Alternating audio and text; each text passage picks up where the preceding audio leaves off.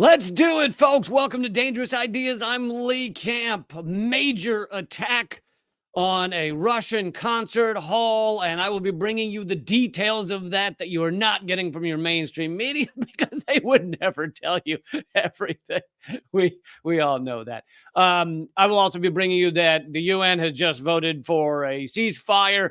And what does that mean? And the U.S. abstained from the vote. The U.S. couldn't possibly vote to end the U.S.-backed genocide, but they did abstain. And we'll talk about what that means and why, as well as many other stories coming to you right now live. So please share this. Please hit thumbs up. Please hit subscribe, and let's do this. I choose to start these often like a monster truck rally. Okay, so major attack, as you know, in Russia.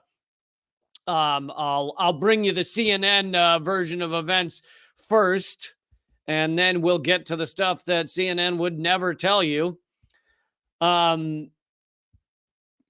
4 suspects in the Crocus City Hall attack, which left at least 137 people dead in Moscow, have been charged with committing a terrorist act. They are facing possible life imprisonment. Why life and not facing possible execution? Because other countries aren't as morally bankrupt as the United States, and they realize that if they execute people, then they're morally at the same level as the people they're executing. They're killing people who are killers. So, other countries, they don't actually have that as a possibility. They understand that makes them morally bankrupt. But anyway, very small side note. Here's continuing from CNN. Here's what we know about ISIS-K, the group linked to the Moscow concert hall terror attack. And have you noticed that every time the U.S. or the Western interests or whatever need a new group, they just tack on a new letter, and you're like, I've never heard of ISIS. Is it a cereal? ISIS Special K? Is it what? ISIS K? Whenever they need, they're like, oh, new bad guy, ISIS Expedia just popped up, and okay. Anyway. They always have one ready to go when they need it, a new terror group. But CNN says ISIS, also known as Islamic State Group, claimed responsibility for Friday's deadly assault on the concert venue in Moscow. And by the way, to put this assault into perspective, the most deadly mass shooting that the U.S. has ever had was around 60 people killed. I believe that was the Las Vegas shooting. And this is 137 people dead. It is a truly just cataclysmic horror show. ISIS-K was formed in 2015 and has been active in Afghanistan, Pakistan, and Iran. It's a branch of ISIS. The terror group's kind of like a franchise location, like when you get an Olive Garden in your area and you're like, oh, that's Olive Garden K. It's pretty similar to that. 5 years since the fall of ISIS' self-proclaimed caliphate across Iraq and Syria, the group has morphed into a terror network with cells spread around the world, including in Africa, the Middle East, Central Asia, and Southeast Asia. That's funny, because I thought we were told by various people in the U.S. government that ISIS was done, that we beat them, that they were gone. Everyone from Donald Trump on down said ISIS is all finished. We beat them. We won. And apparently by winning, it meant spreading them around the entire world, as CNN just told you. Interesting. That's quite a different take on it.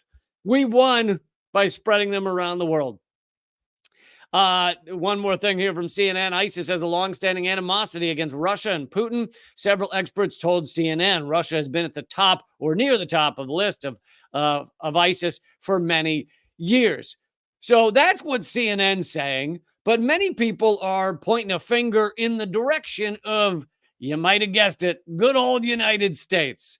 And I'm going to bring you some evidence of that, but also leave it open to interpretation. I don't think we know the exact answer of who's to blame for this, what exactly happened, but I'm going to bring you information and let you make up your own mind. This is just to give you a little teaser here of some of what the United States have been saying. This is from good old Victoria Nuland, who you guys know as the Queen of Death, who she just resigned her post a couple weeks ago. And this is before she resigned her post, but this is still in 2024. And she's talking about sending money to the proxy war that she helped create in Ukraine. She's a big, she's the queen of the proxy war in Ukraine. That's been her big project. That's been her main thing. And here's what she had to say just a few weeks ago. Most effective on the battlefield. And as I said in Kyiv 3 weeks ago, this supplemental funding will ensure Putin faces some nasty surprises on the battlefield this year. Nasty surprises. Well, boy, an attack on a concert hall outside Moscow that kills 130,000 people. That sounds like a nasty surprise, doesn't it? But that alone does not mean the U.S. was definitely behind this. But let me bring you some more information about ISIS-K and who exactly is responsible. Here is this is the Wikipedia entry. So Wikipedia is the liberal view of the world, right? It is not going to give you the truly the hidden stuff, but it's going to give you kind of a surface level of reality. And this is the head of ISIS-K, Shahab al-Mahajir. And again, this is Wikipedia. This is not some edgy little blog on the outskirts of the internet. And they say he worked as a subcontractor of a security company and frequented Bagram Airfield, the U.S. airfield, right? This is just Wikipedia again. Frequented Bagram Airfield, worked with a subcontractor of a security company. Afghan journalist Bilal Sawari reports that Ghaffari was a special guard of then first vice presidents Dostum and Saleh, and those were U.S.-backed vice presidents. So this shows him working extensively with the U.S., I mean, at least to some degree, U.S. contractors, U.S.-backed vice presidents, and then apparently he also worked with Saleh, which is what I just said, Amrullah Saleh, who was chief of the NDS, which is Afghanistan's, when Afghanistan had a U.S.-backed government, NDS was the intelligence agency in Afghanistan. So he was working for basically the head of the intelligence agency in Afghanistan when it was U.S.-backed. And some people have called the NDS and Saleh the CIA's right-hand man in Afghanistan. So this guy who is or was recently the head of ISIS-K has a lot of connections to the U.S. and the CIA in various ways. So there's that, something CNN for some reason failed to mention.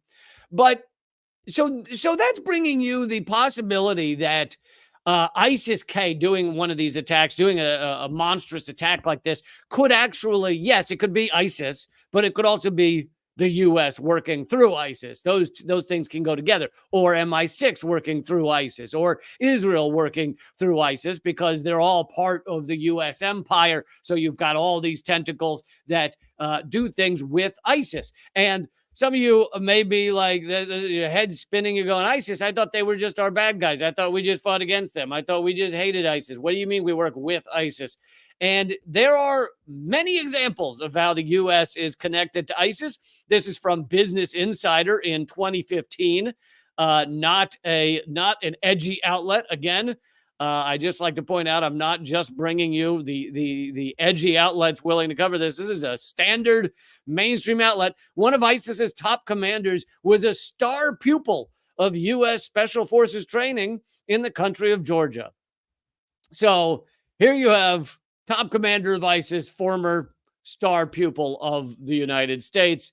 And a lot of these things, I don't know about that one specifically, but a lot of this stuff, Max Blumenthal wrote a whole book about called The Management of Savagery, all the connections between the U.S. and these various jihadists and militant fighters. Here is a Guardian article, again, mainstream outlet, Guardian article from 8 years ago, and it's titled, "Now the Truth Emerges, How the U.S. Fueled the Rise of ISIS." in Syria and Iraq. On Monday, the trial of in London of a Swedish man, Berlin Gildo, I'm sure I'm not pronouncing that right, accused of terrorism in Syria, collapsed. The trial collapsed. He didn't collapse, but I mean, he may have collapsed, but this is about how the trial collapsed. After it became clear that British intelligence had been arming the same rebel groups the defendant was charged with supporting. So British intelligence, of course, working at the behest, or at least in the agreement with the U.S. government, were doing the same thing as this guy that he was being prosecuted for. MI6 had cooperated with the CIA on the rat line of arms transfers. And this, again, from article from 8 years ago, a recently declassified secret U.S. intelligence report written in August 2012, which uncannily predicts and effectively welcomes the prospect of Salafist principality in eastern Syria and an al-Qaeda-controlled Islamic State in Syria and Iraq. And so it's welcoming. This is a U.S. intelligence report that wants an al-Qaeda-controlled Islamic State in Syria and Iraq. From 2012. In stark contrast to Western claims at the time, the Defense Intelligence Agency document identifies al-Qaeda in Iraq, which became ISIS, and fellow Salafists as the major forces driving the insurgency in Syria, and states that Western countries, the Gulf states and Turkey, were supporting the opposition's efforts to take control of eastern Syria. So again and again, and I've just brought you, 2-3 articles, the two of them very mainstream outlets, showing you how the U.S. funded, armed, furthered ISIS, wanted ISIS, built ISIS in various ways in order to fight in Syria and Iraq. But on top of that, the U.S. always needs a big bad terrorist group to fight against in order to continue to dump literally trillions of dollars, if you count our entire military budget, into these games. Trillions of dollars have to be funneled into this. And if you don't have a bad guy, if you don't have a big evil ISIS to send that money, to spend that money fighting, then how are you going to justify that to the world, to the American people? So instead, they always have these big baddies that they're willing to dump all this money into. And even though these leaked reports, I mean, that's the thing, is these leaked reports come out revealing all this stuff.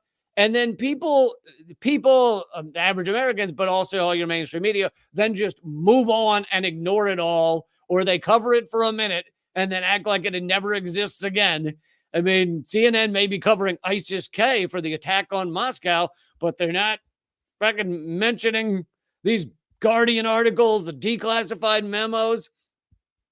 But the U.S.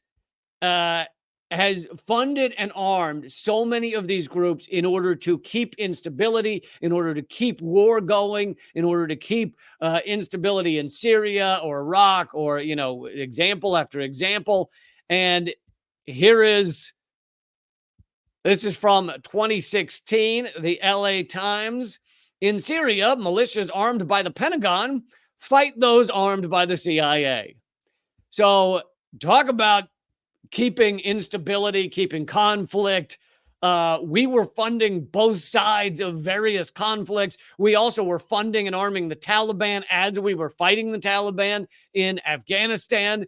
They would, for example, and this was in mainstream outlets again, that then basically Men in Black neuralizers come down and neuralize all of mainstream media after they cover these things. So the LA Times or something will do this report and then neuralize, never mentioned again. I'm sure the LA Times right now, as they're covering the attack in Moscow, is not saying, not mentioning this article showing that the U.S. funds and arms these groups, and then goes, oh my God, look what ISIS-K did. Oh my God, look what ISIS Kellogg cereal did over in Moscow. Oh, wow. So they're all neuralized and they all forget it. But you have like kind of two options of what to believe as to what just went down in Moscow. Neither of them looks good to the U.S. Neither of them. And the two options are these. One is that the U.S. actually paid people, put through various intermediaries, put ISIS-K or whatever the hell up to this. and wanted it to happen in order to destabilize Russia, but also in order to get Russia fighting with allies as well. And in fact, I haven't brought you that story yet, so let me bring that to you now. Here's Business Insider, again, mainstream outlet, saying that the Moscow terror attack could drive a wedge between Russia and one of its longtime allies, Tajikistan. Oh, wow, Business Insider, you sure are eager to drive wedges between Russia and their allies. Sure are eager to blame one of Russia's allies for this attack.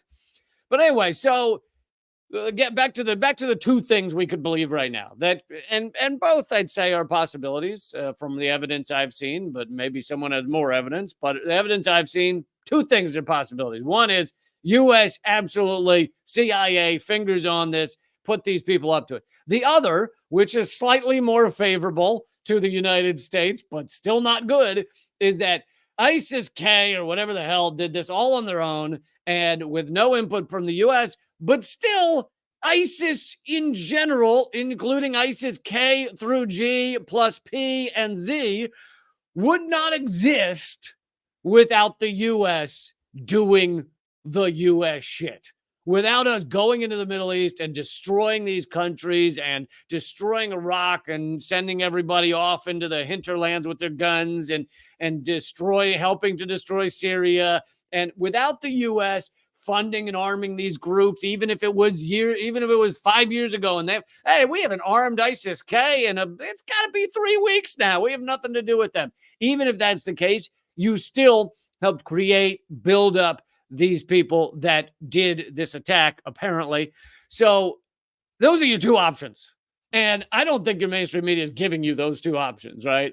They're just saying U.S. nothing to do with this. It's like either way, either U.S. actually planning it, like Victoria Nuland saying we got some big surprises coming down the pike for Russia, or you have just that the U.S. didn't plan this. But oh yeah, and I forgot to mention that the U.S. Many have talked about the fact that the U.S. warned U.S. citizens in Russia to not go to concert venues.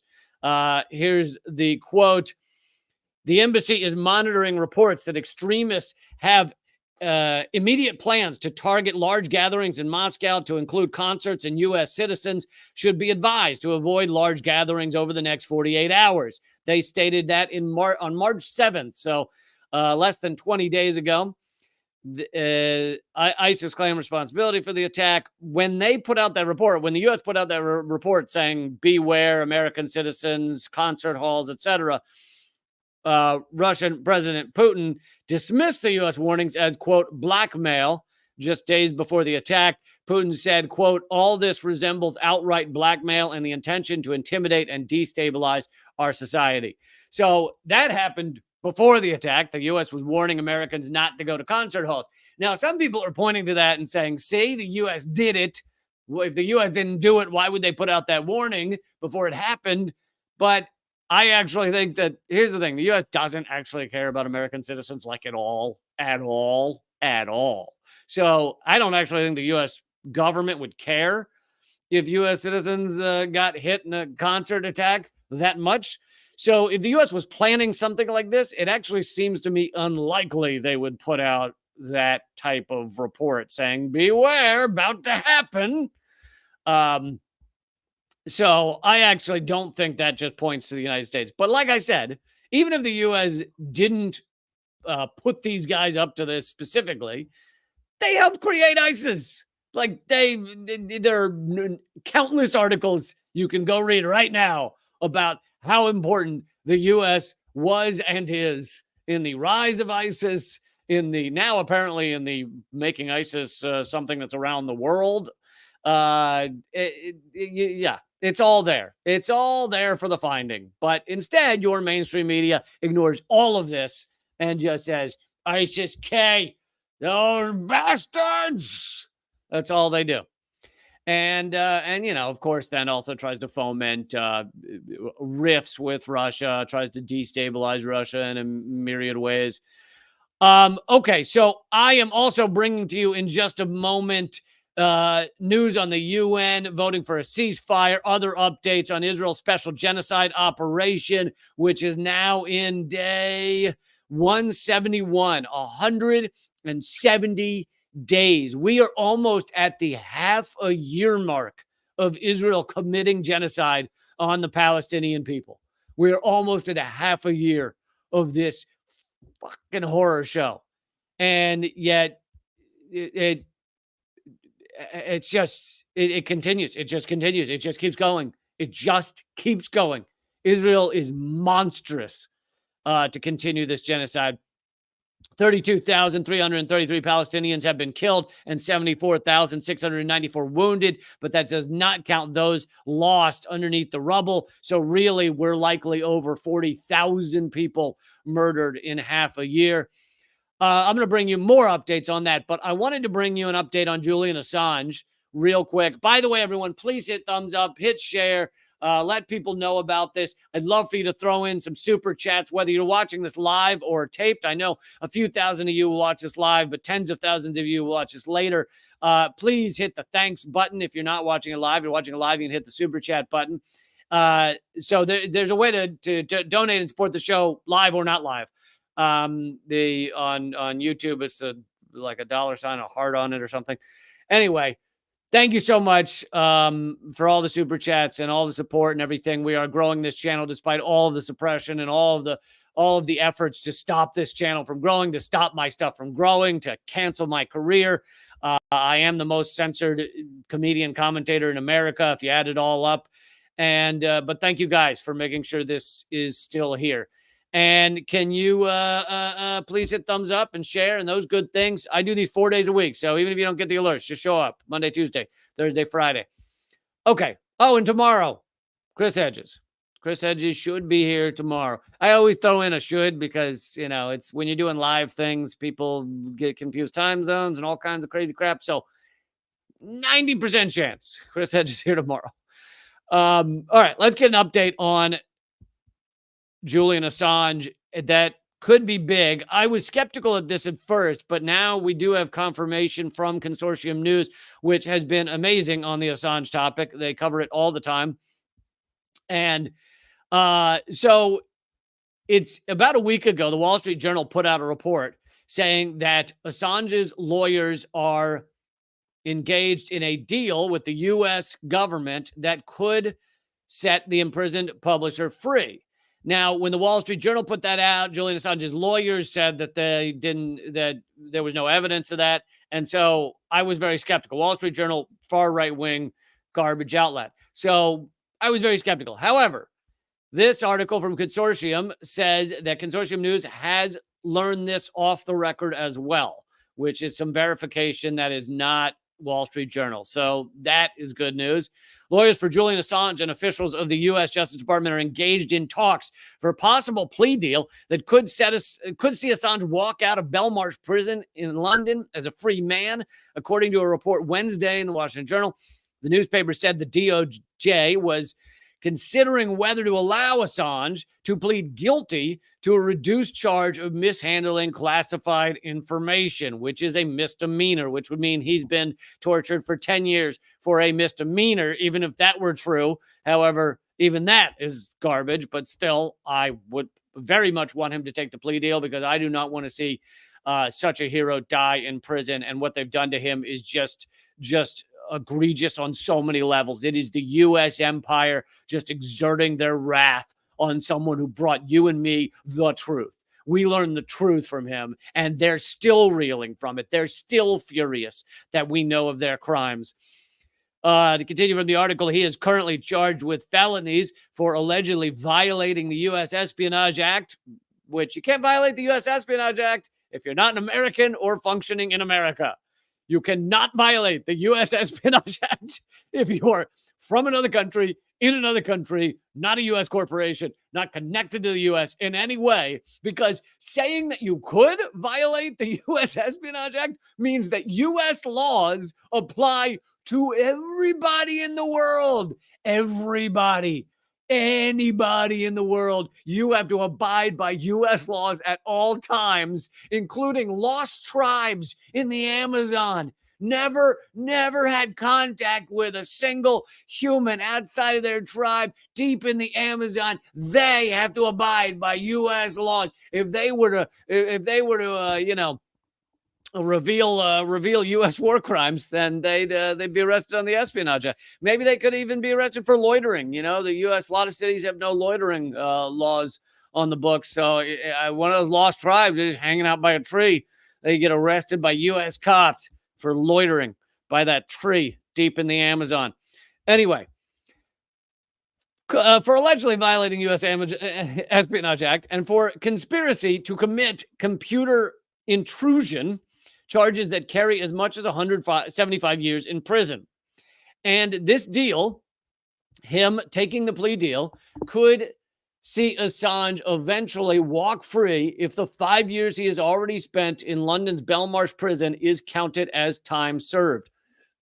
So it's been 5 years in Belmarsh prison, and it's been, hey, Chris, thank you for the donation. You rock. Love you. Also, thank you, Swedanias over on Rumble for the $10. Says, war is scary and a brutal monster. You guys are heroes. Thank you so much. And I missed one as well. Thank you so much, Cam. 35. Box of Special K for the next operation. So, he's 5 years in Belmarsh tortured. Also, I thought it was more like 7. Maybe it was closer to 6 in the Ecuadorian embassy. Basically, one room in the Ecuadorian embassy that he couldn't leave because they were going to arrest him and put him in Belmarsh, which they ultimately did. Without elaborating, the Wall Street Journal added that, quote, U.S. prosecutors face diminishing odds that Julian Assange would serve much more time even if he were convicted stateside. Now, so Wall Street Journal didn't elaborate on that, which it seems ridiculous. If he were to land stateside, the U.S. would lock him up forever. There is no doubt about that. So the idea that he wouldn't serve much more is like so stupid. But that's right-wing idiocy from Wall Street Journal. Barry Pollock, Assange's U.S. lawyer, told Consortium News, we have been given no indication that the Justice Department intends to resolve the case. So Assange's lawyers continue to say this is not happening. There is no plea deal. But Consortium is saying they verified this. So you now have at least two sources, Wall Street Journal and Consortium News, saying this is the case.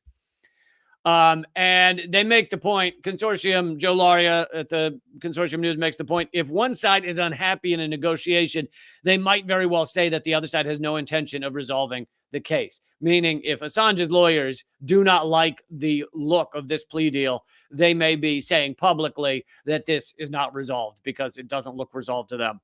So, but still, could be very good news. Like I said, I'm sure there are people out there that go, don't take the plea deal. Screw the U.S. government. They've been torturing you for years. You did nothing wrong. You're just the messenger. They're shooting the messenger. They had plans to assassinate you. They had plans to kidnap you, which they ultimately did.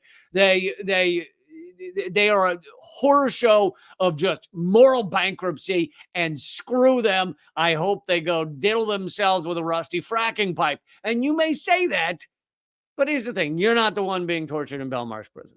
So simply from I want Assange to have a few years left in his life that's not in prison, I would say take the plea deal if this is a real thing that's out there. He has suffered enough, and yeah, it's not worth it. It's not worth it.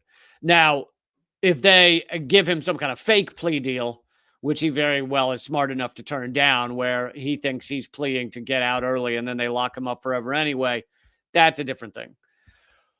But anyway, wanted to bring you that update on Julian Assange, and, our mainstream media is covering, they did some light coverage of this story, but of course they don't mention that the U.S. is the country that plotted, the U.S. CIA plotted to assassinate Assange, they plotted to kidnap Assange, and Assange has no connection to the United States, not a citizen, didn't work here, so never lived here. So it's ridiculous perhaps the number one thing, last point.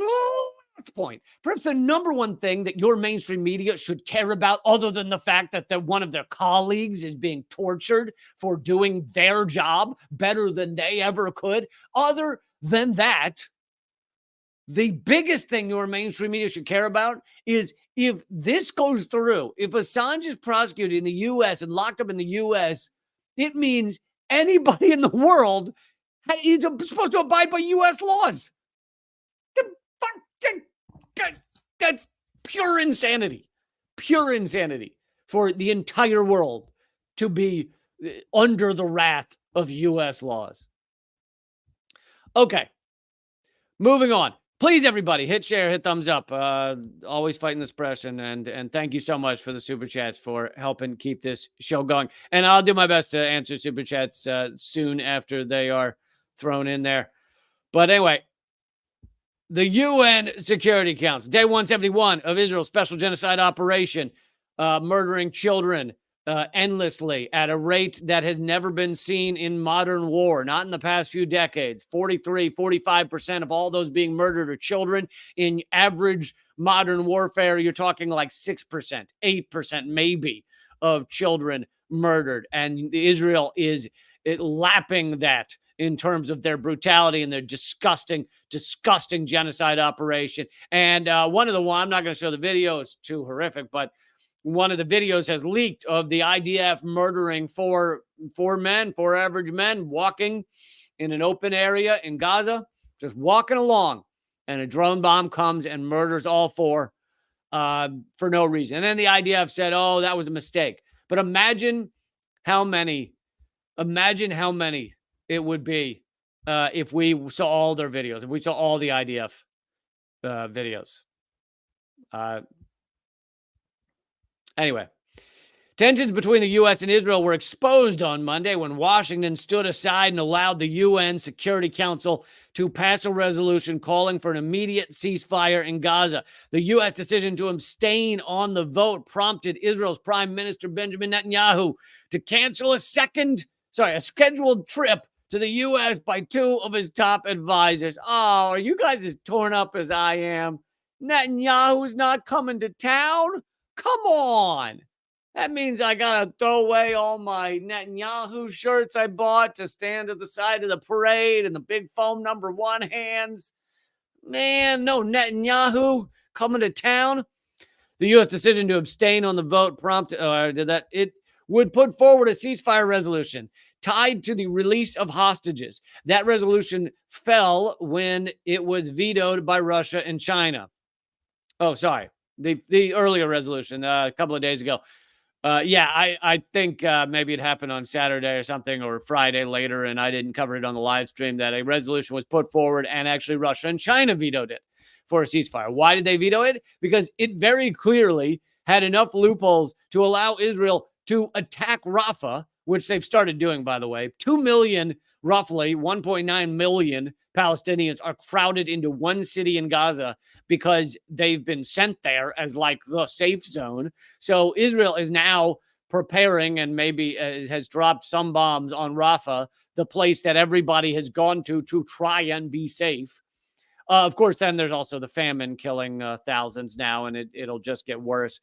But So Russia and China vetoed the ceasefire, because it was bullshit. It was not a ceasefire.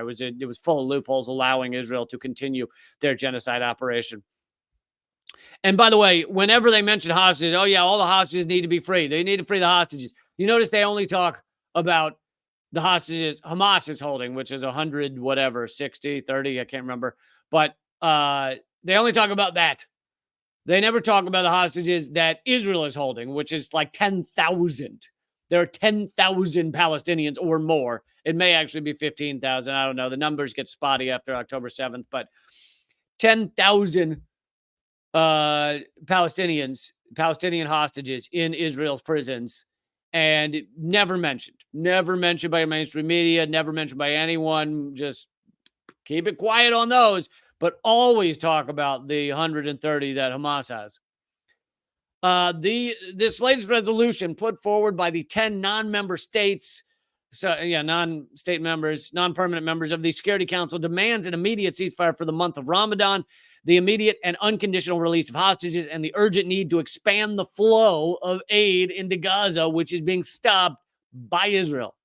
While resolutions made by the UN Security Council are legally binding under international law, but we know Israel does not care about international law because they have violated every international law that exists, they can be and have been in the past ignored, UN Security Council resolutions. Ignored as the UN enforcement mechanisms are limited. Basically, the UN has no way to make Israel do this. They just say, do it. They the extent of their enforcement ability is to keep calling them on speed dial and be like, please, please, please. That's about it.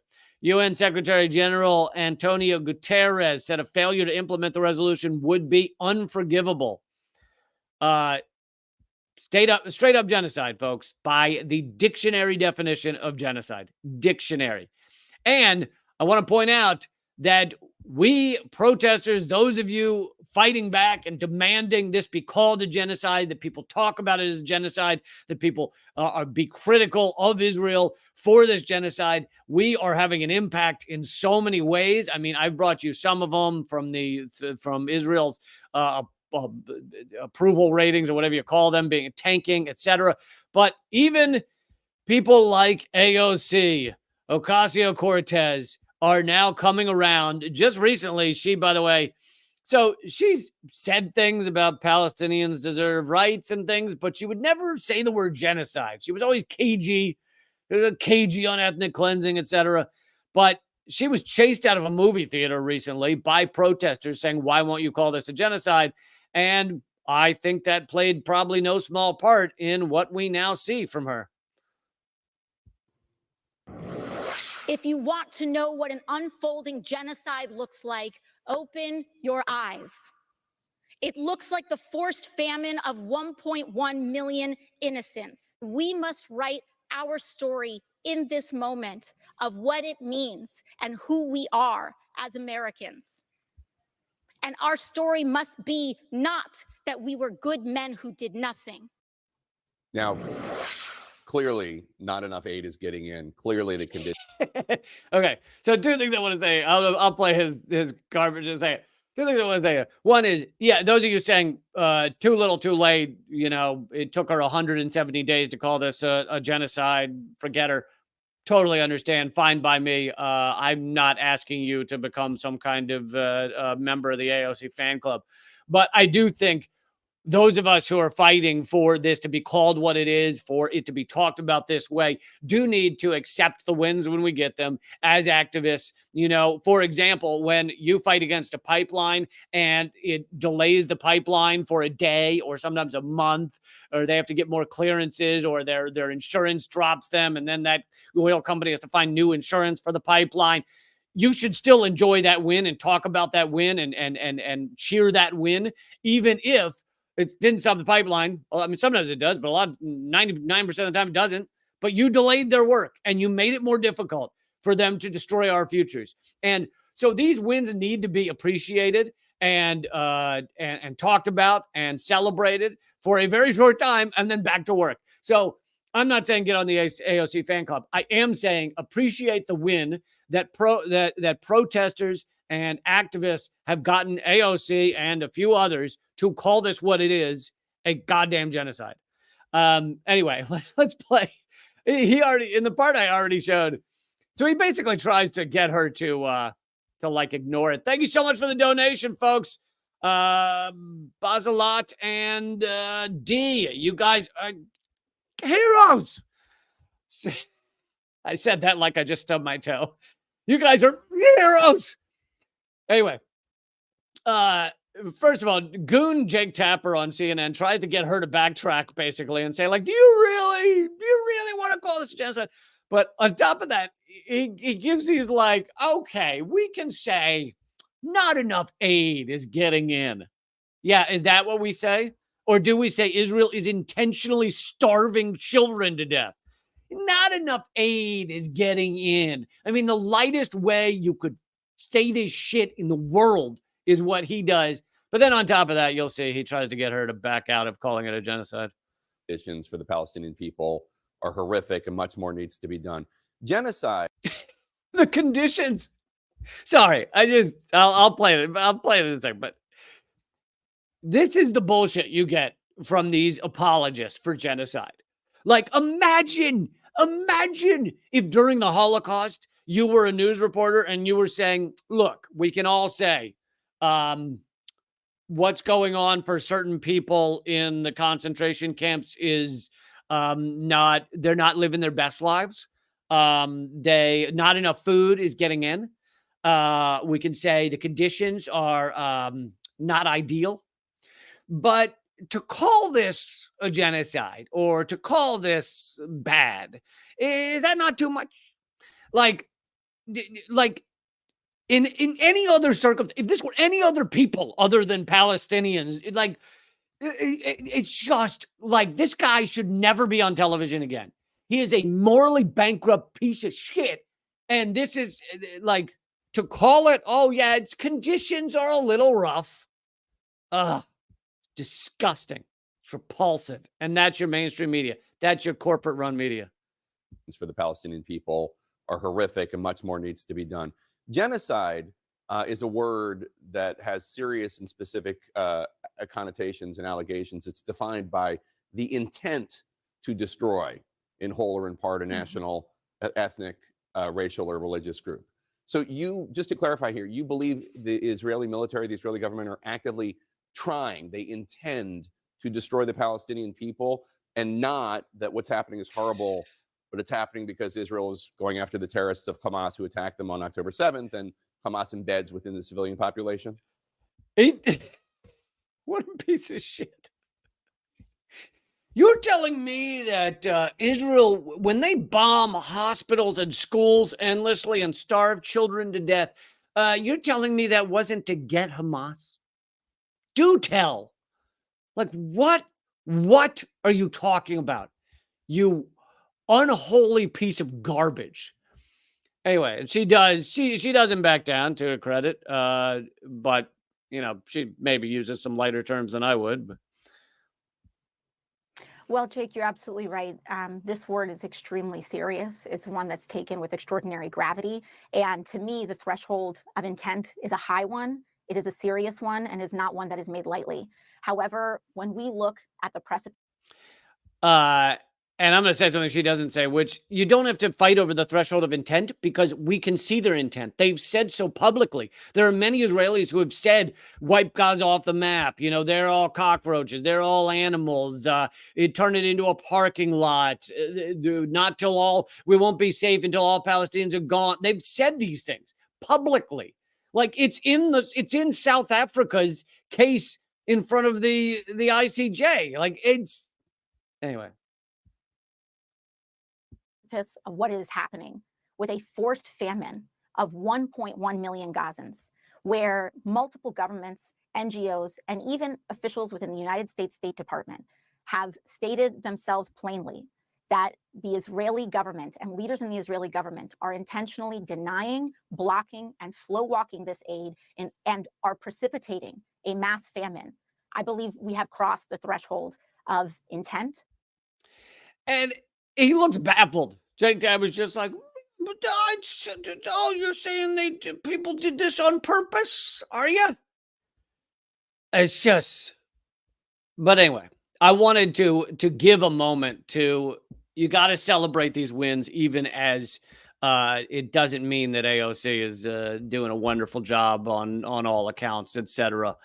But let's move on to the fact that as the U.S. abstained from that ceasefire vote, therefore allowing it to go through, a very slight, it only took them 170 days of genocide for them to abstain on a ceasefire vote.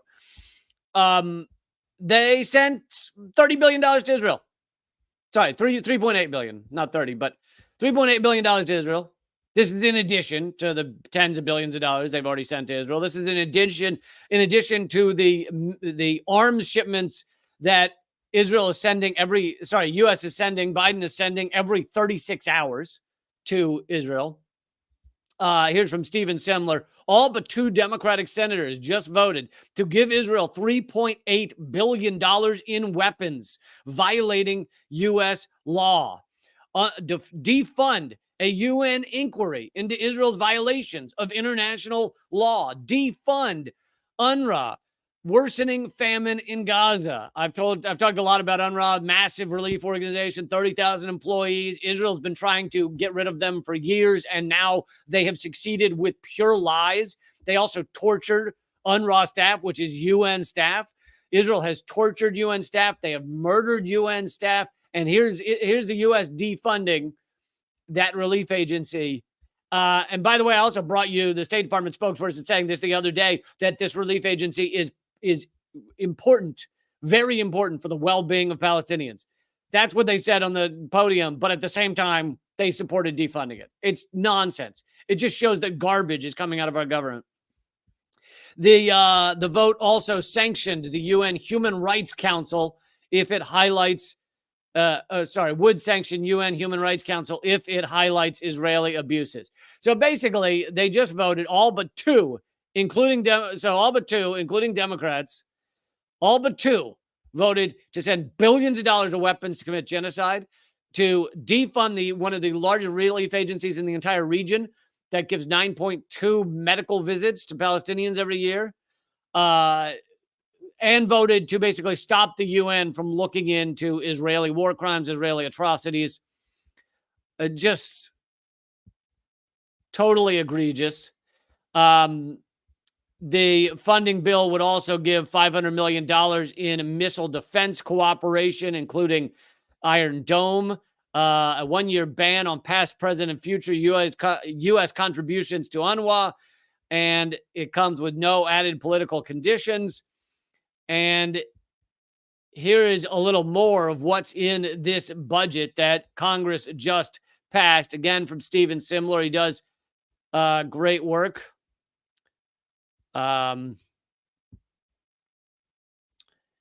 He does great work, and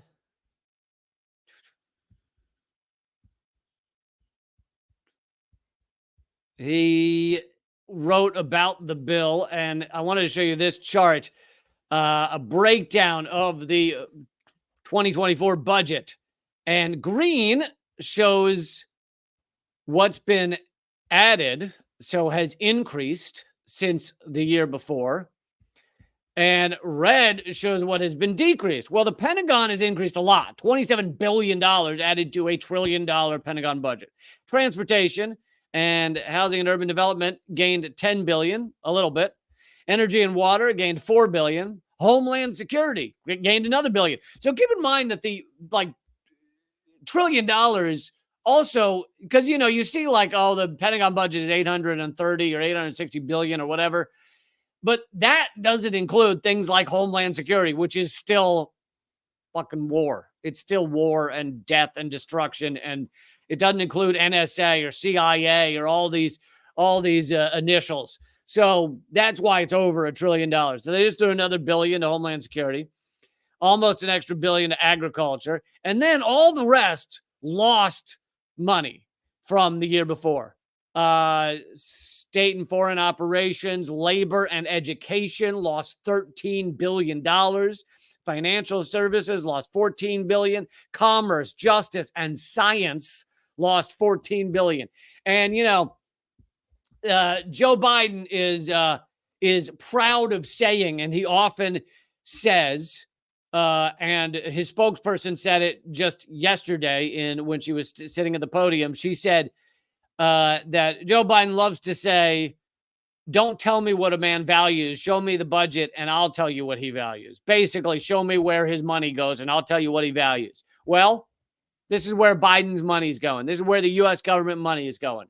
Huge increase to the Pentagon, to war, to endless war, death, and destruction. Huge increase of billions of dollars of weapons to Israel. Huge decrease in commerce, justice, and science. Huge decrease in labor and education and health services.